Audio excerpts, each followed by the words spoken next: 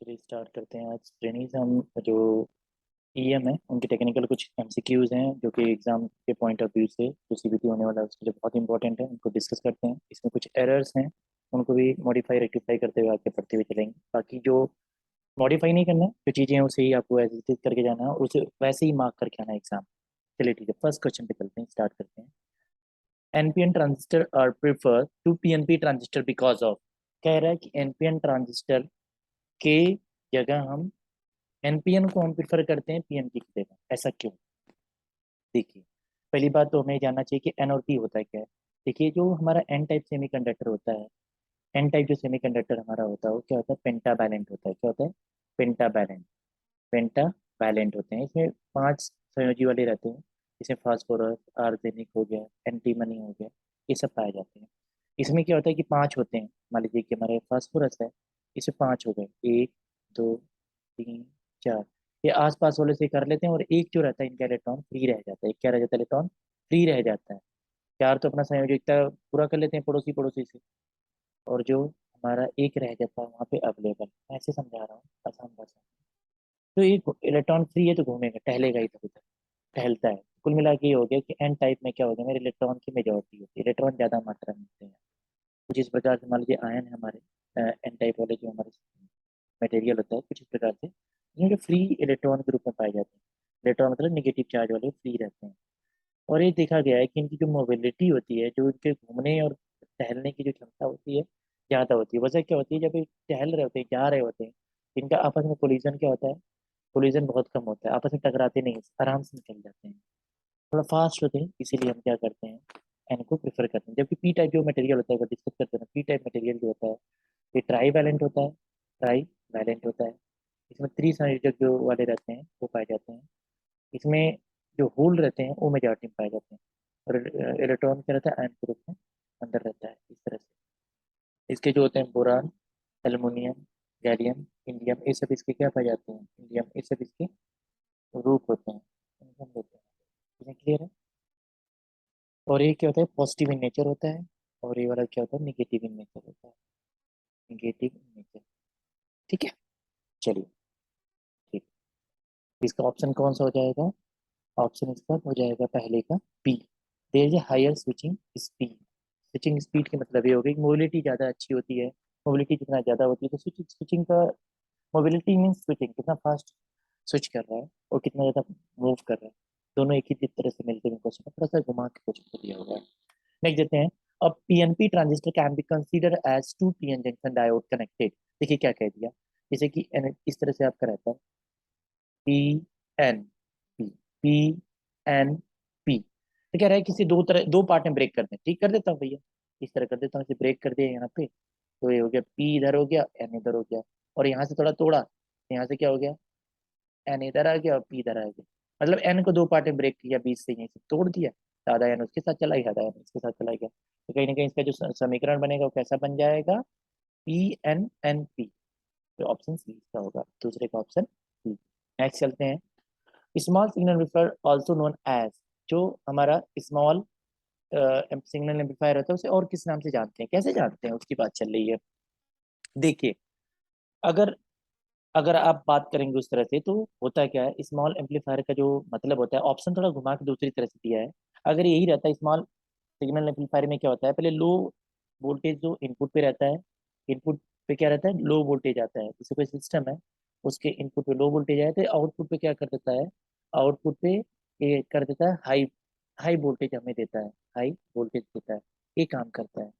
और इसका एक और रोल होता है, जैसे कि स्मॉल सिग्नल एम्पलीफायर का इस्तेमाल हम करते हैं ऑडियो सिग्नल वगैरह, जो छोटे लेवल के फ्रिक्वेंसी वाले सिग्नल होते हैं उसमें इस्तेमाल करते हैं।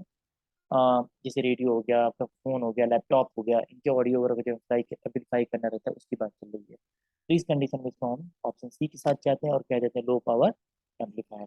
लो पावर एम्पलीफायर ये वोल्टेज के रूप में आया होता तो हाई वोल्टेज आता, लेकिन यहाँ पे पावर के फॉर्म में चल रहा है। और जैसे कि यूज कमर्शियली जो यूज करते हैं तो हम ऑप्शन सी के साथ चले जाएंगे यहाँ पे। नेक्स्ट देखते हैं। विच of the following component fails most frequently in amplifier. Amplifier में कौन सबसे ज़्यादा, मतलब कौन सा जो कंपोनेंट होता है सबसे पहले लगता है? जो एम्पलीफायर बनता है आप जानते हैं, एम्पलीफायर जब बनाएंगे, जो जो आपकी इलेक्ट्रॉनिक सर्किटरी में पाई जाती है, वहाँ पे होता क्या है, रजिस्टर पाया जाता है वहाँ पे, ट्रांजिस्टर होते हैं, कैपेसिटर्स होते हैं। दो तरह के कैपेसिटर होते हैं, एक सिरेमिक कैपेसिटर होता है जो कि पिकोफैराड में इसकी वैल्यू होती है। किस तरह की होती है, पिकोफैराड में होती है। इलेक्ट्रोलिटिक कैपेसिटर जो माइक्रोफैराड में होती है। इसमें क्या होता है कि थोड़ा बल्कि होता है और कहीं ना कहीं पोलैरिटी बेस्ड होता है। क्या होता है, पोलैरिटी बेस्ड होता है। इसी वजह से सबसे ज्यादा दगता है, डैमेज यही होता है। पट से आवाज आती है अगर पावर ऊपर नीचे कुछ हुआ, यही दग जाता है। रजिस्टर एज इट इज रहता है। ट्रांजिस्टर सबसे पहले प्रोन टू डैमेज कौन रहता है हमारा, electrolytic capacitor. Prone to damage, damage होने की इसकी संभावना हमेशा बनी रहती है। आप देखते होंगे तो सबसे पहले पट की आवाज आती है, कभी आप गड़बड़ सर्किट थोड़ा इधर उधर करते हैं, पावर को ऊपर नीचे होता है तो वो डैमेज हो जाता है। नेक्स्ट देखते हैं, the efficiency of class B amplifier is around. Class B amplifier की efficiency क्या होती है। आप क्लास ए होता है, क्लास बी होता है, क्लास सी होता है, क्लास सी होता है, क्लास ए बी होता है। ऐसे करके एम्पलीफायर पाए जाते हैं। सबकी अपनी अपनी गुणवत्ता होती है, सबकी अपनी अपनी एफिशिएंसी होती है। लेकिन अगर हम क्लास बी के साथ जाएंगे, क्लास बी की कितनी होती है, सी, 50 से 60% की efficiency। चीजें क्लियर। आगे डिटेल में कभी क्वेश्चन आएंगे तो मैं सारे क्लास ए बी सी सबके बारे में अच्छे से डिस्कस कर दूंगा। नेक्स्ट है the phenomena which cause reverse breakdown in zener diode. देखिए क्वेश्चन क्या है कि कहीं ना कहीं इसका आंसर गलत दिया हुआ है। जो जो phenomena which causes reverse breakdown in zener diode, इसका ऑप्शन जो अभी हमें दिया हुआ है निमी ने, वो दिया एवलांच इफेक्ट। एग्जाम में आएगा तो आप एवलांच इफेक्ट ही मार मार के आएंगे, लेकिन ये गलत होता है, गलत है। लेकिन अगर निमी मारती है कि मछली उड़ती है तो मछली उड़ती है, तैरती नहीं है, तो ऑप्शन ए के साथ चलेंगे आप, एवलांच ब्रेकडाउन। लेकिन जो इफेक्ट एग्जैक्टली जो इसका करेक्ट आंसर होता है ऑप्शन सी है, जो कि क्या होता है, ब्रेक डाउन इफेक्ट पे काम करता है। एवलांच इफेक्ट और जीनर इफेक्ट दोनों अलग अलग होते हैं। देखिए जो हमारा जीनर होता है वो वोल्टेज पे डिपेंड करता है, रिवर्स वोल्टेज पे ब्रेक डाउन आता है। जबकि एवलांच ब्रेक डाउन में क्या होता है, सॉरी वोल्टेज तो होता ही है, इलेक्ट्रिक इफेक्ट इसमें काम करता है, इलेक्ट्रिक फील्ड की वजह से ब्रेक डाउन होता है। किस जीनर वाले में इलेक्ट्रिक फील्ड के वजह से होता है। जबकि हमारा जो एवलांच ब्रेक डाउन होता है उसमें आयनाइजेशन का इफेक्ट पड़ता है, आयंस ब्रेक डाउन कर जाते हैं। और उसका जो वोल्टेज होता है ग्रेटर देन किसके होता है, आपके जीना डायोड से होता है। क्लियर है। लेकिन एग्जाम में आएगा तो ऑप्शन ए के साथ जाएंगे, लेकिन करेक्ट ऑप्शन सी होता है इन जनरल, अगर कभी कॉम्पिटेटिव एग्जाम में जाते हैं तो। RC RC oscillator is suitable for generating. जो आरसी ऑसिलेटर होता है किसके लिए सुटेबल होता है, ये बात कर रहे हैं, किसके लिए आरसी किसके लिए होता है, ये होता है बिल्कुल बिल्कुल बिल्कुल ऑडियो फ्रिक्वेंसी के लिए, वेरी लो फ्रिक्वेंसी जनरेट करने के लिए काम आता है। यहाँ पे देखिए high frequency, very high frequency, very low frequency. लेकिन लो वाले में भी खासकर आरसी जो ऑसिलेटर होता है ऑडियो वाले में जाता है। तो आप वेरी लो और ऑडियो में कंफ्यूज नहीं होना है, एग्जैक्टली जो आंसर इसका फिट बैठेगा ऑप्शन डी जाएगा। लो होता है, ऑडियो वाला भी लो होता है, लेकिन दोनों ऑप्शन में दिए होंगे तो आप डी के साथ जाएंगे और नहीं भी डी को ही मानेगा। चलिए नेक्स्ट देखते हैं, एथ वन को देखते हैं। A capacitor sensor does not display employ principle. ये कह रहा है किस पे निर्भर नहीं करता है। ठीक है, देखिए कैपेसिटर जो होता है इसका फॉर्मूला होता है C equal to F siren A upon D. ये क्या होगा, सी जो है directly proportional to F siren, जो कि क्या होता है मटेरियल की, जो आपकी मटेरियल पे डिपेंड करता है, परमिटिविटी इसे बोलते हैं इलेक्ट्रिक। और सी जो होता है हमारा डायरेक्टली प्रोपोर्शनल एरिया के डायरेक्टली प्रोपोर्शनल होता है। और सी इनवर्सली प्रोपोर्शनल टू डी होता है।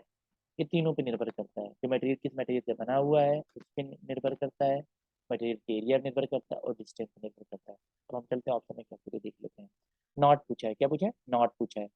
तो change in capacitance by changing distance between the, वो तो होता है डी पे डिपेंड कर ही रहा है ना। देखिए डी पे क्या डिपेंड कर रहा है, डी पे डिपेंड करता है। मैंने अभी फॉर्मूला में लिखा था ना, C equal to epsilon A upon D लिखा था, तो डी पे डिपेंड कर ही रहा है।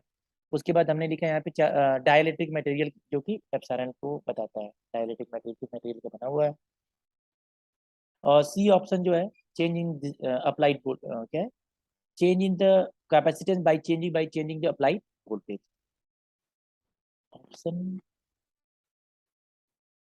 ए वाला नहीं होता है, वोल्टेज पे निर्भर होकर की बात नहीं होती है।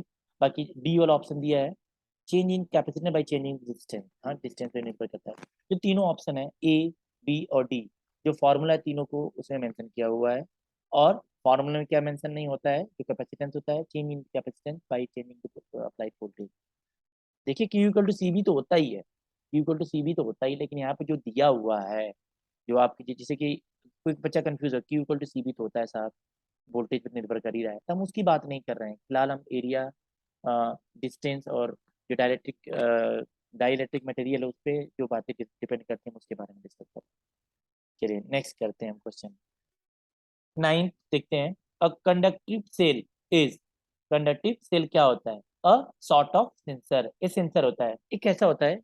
सेंसर जैसे हमारी प्रोब वगैरह होती है, उसमें क्या होता है कि एक उसमें कनेक्टिंग लीड्स बाहर निकली रहती है, उसके ऊपर रैप करके रखते हैं किससे, आपकी प्लास्टिक कोटिंग रहती है ताकि आप डायरेक्ट कांटेक्ट में ना आए इलेक्ट्रिसिटी वगैरह के।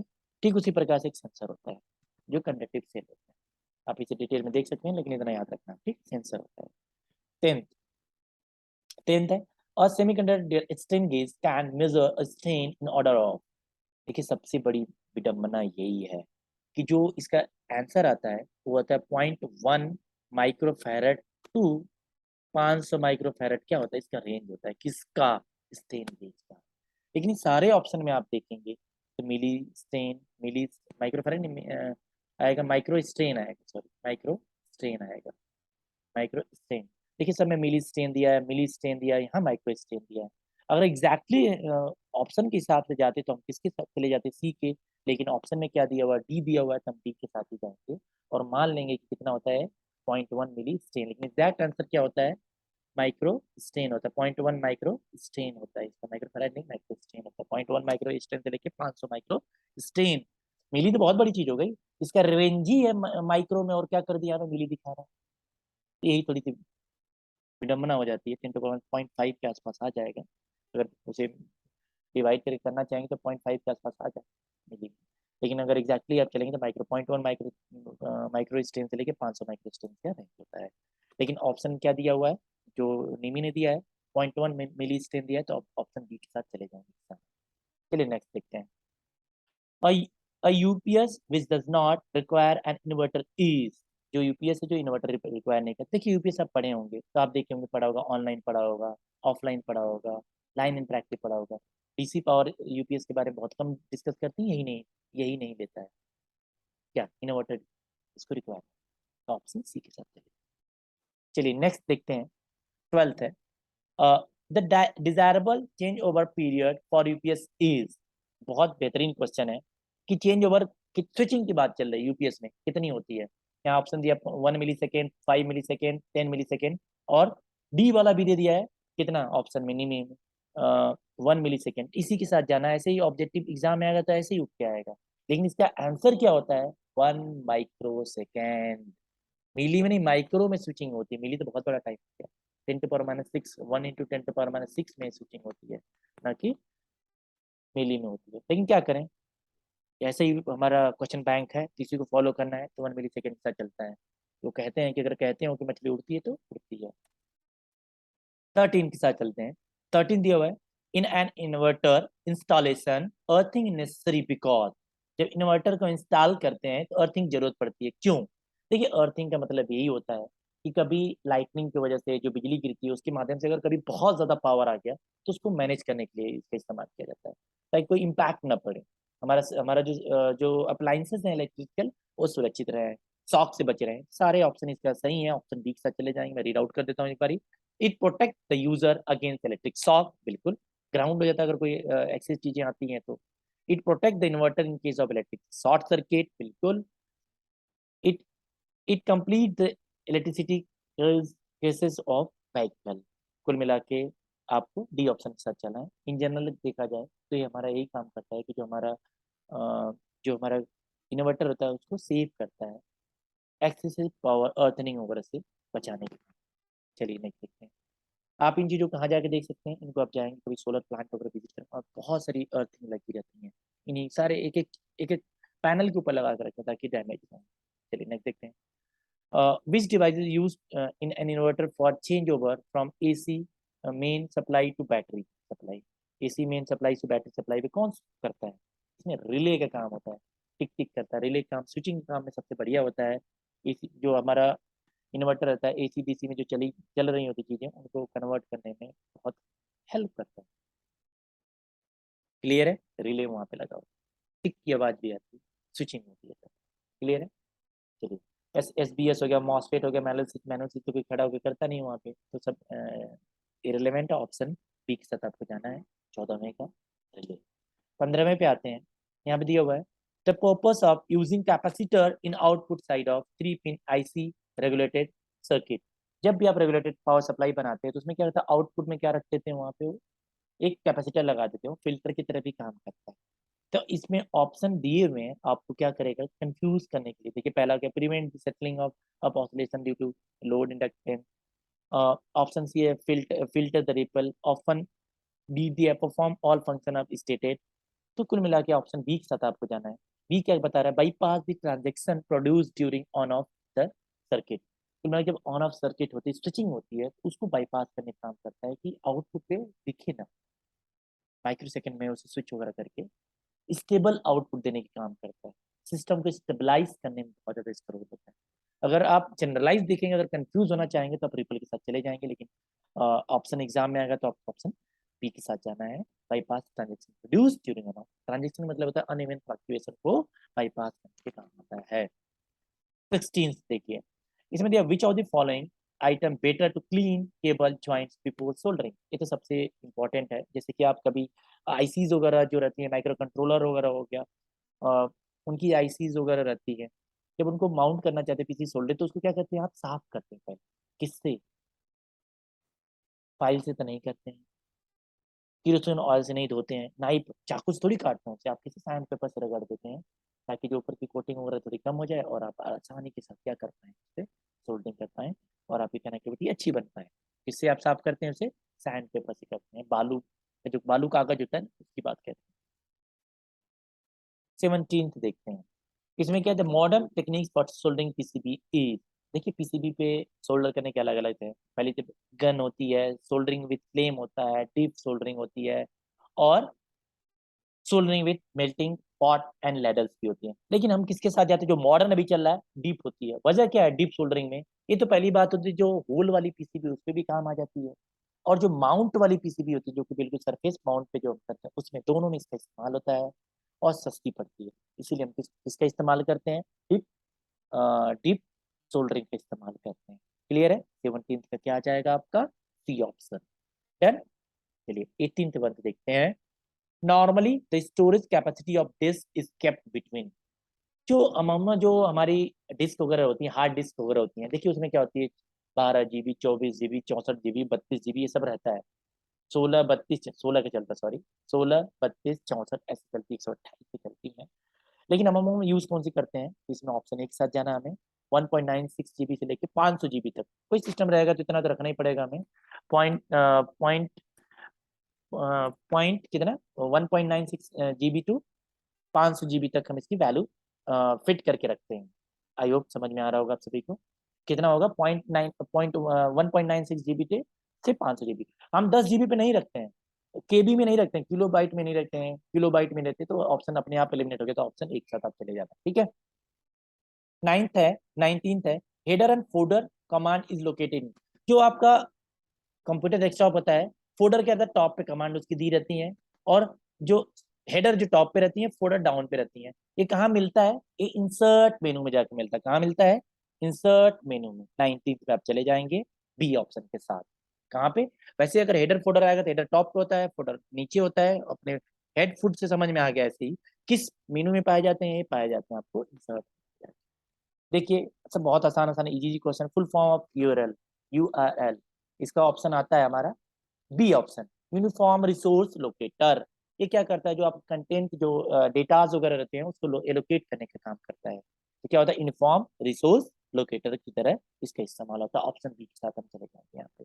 इजी है, कंफ्यूज हो सकते हैं वहां पे, इसीलिए लोकेटर होता है, लोकेट करता है, यूनिफॉर्म रिसोर्स लोकेटर की तरह इस्तेमाल करते हैं। नेक्स्ट देखते हैं, easy easy question, one liners हैं, इजी से हो जाएंगे। Which type of power supply unit will be perform to operate microprocessor control appliances. कुल मिला के माइक्रो प्रोसेसर हो, माइक्रो कंट्रोलर हो, इतने प्रोजेक्ट आपने बनाए हैं, आप वहाँ पे क्या इस्तेमाल करते हैं? हम हमेशा कोशिश करते हैं 5 वोल्ट डीसी बैटरी इस्तेमाल करने के लिए। तो इसे 5 वोल्ट डीसी बैटरी कहाँ से बना सकते हैं आप, वोल्टेज रेगुलेटर के माध्यम से। क्लियर है? वोल्टेज रेगुलेटर सर्किट सप्लाई बनाते हैं, 5 वोल्ट बनाते हैं, 9 वोल्ट बनाते हैं, अपने हिसाब से 12 वोल्ट भी बना लेते हैं, लेकिन हम अब वो माइक्रो प्रोसेसर और माइक्रो कंट्रोलर के लिए हम 5 वोल्ट बैटरी लेके ही चलते हैं। कितना वोल्ट बैटरी? 5 वोल्ट बैटरी के जुगाड़ करते हैं। कैसे बनता है? वोल्टेज रेगुलेटर सप्लाई से सब बनाते हैं, पावर सप्लाई। क्लियर है? अब 20 का देखते हैं। 20वां है, which type of cable will for connecting electric iron to socket. तो आप देखते हो घर वर में जो रहते हैं ना, जो आयरन रहती है ना, जो पहले की प्रेस वगैरह, उसमें लगता था कपड़े की उसकी वायर है। कपड़े की नहीं होती थी।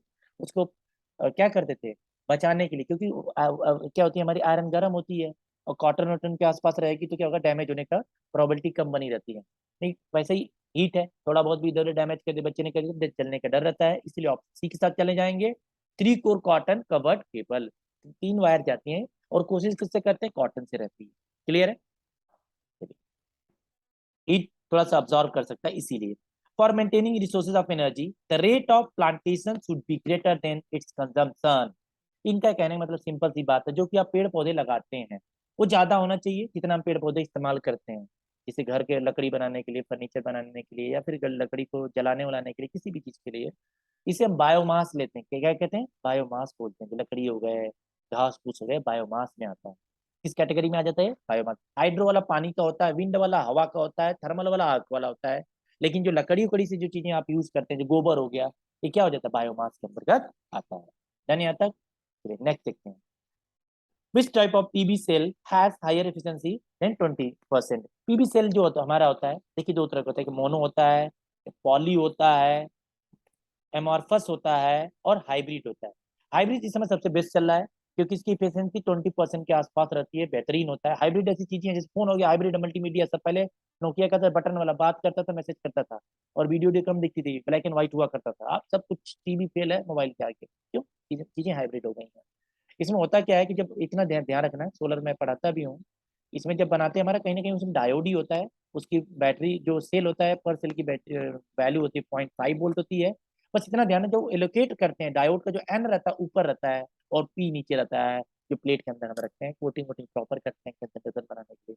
रिफ्लेक्शन का ध्यान रखते हैं ताकि जो आपकी हीट आ रही है, सनलाइट आ रही है, वो रिफ्लेक्ट होकर बाहर में चली जाए, तो इनको ऊपर रखते हैं। बस यही आप समझना, बाकी समझने की जरूरत नहीं है क्योंकि एमसीक्यू और लास्ट चल रहा है। नेक्स्ट देखते हैं। Lug lug is fitted to wire to by mean of. Lug कुल मिला के एक चीज होती है, कॉम्बिनेशन फिलर होता है। कुल मिला के जो जॉइंट्स होते हैं जो आखिरी में आ जाते हैं, उनको फिट करने के काम आते हैं, नट बोल्ट वगैरह वगैरह टाइट वाइट करने के काम आता है। लग बड़ी इंपॉर्टेंट चीज होती है। और कहीं ना कहीं वो जो कॉम्बिनेशन फिलर को उसकी कनेक्टिविटी वगैरह बनाने में इस्तेमाल किया जाता है। ट्रेनिंग इस सेशन में इतना ही। बाकी किसी को किसी पे क्वेश्चन में अगर डाउट होता है, क्योंकि नीनी के उसमें क्वेश्चन बहुत एरर भी हैं, हम रेक्टिफाई करेंगे और डिस्कस करेंगे। Thank you, have a great day.